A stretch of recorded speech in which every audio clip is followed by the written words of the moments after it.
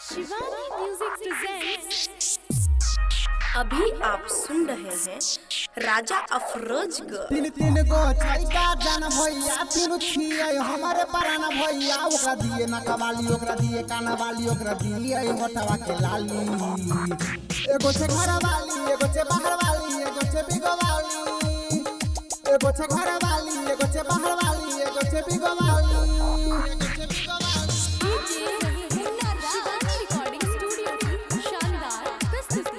अभी आप सुन रहे हैं राजा अफरोज को।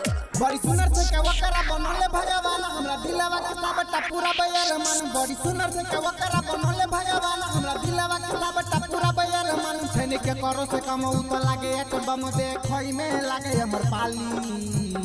एगो से घर वाली एगो से बाहर वाली एगो से बिगो वाली। एगो से घर वाली एगो से बाहर वाली एगो से बिगो वाली।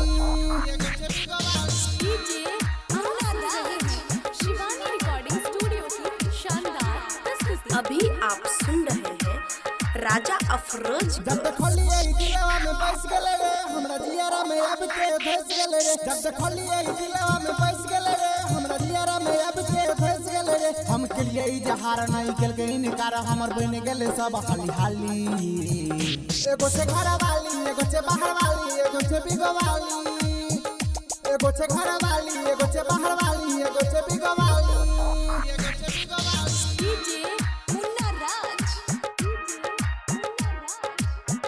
अभी आप सुन रहे हैं राजा अफरोज को। राजा अफरोज के दिलवा चुराई देल कई ओकर सब यार मनवा पुराई देल कई। राजा अफरोज के दिलवा चुराई देल कई ओकर सब यार मनवा पुराई देल कई। जान बन गेले रे सान बैठ गेले रे समझई नहीं हमरा मवाली। एगो से घर वाली एगो से बाहर वाली एगो से बिगो वाली। एगो से घर वाली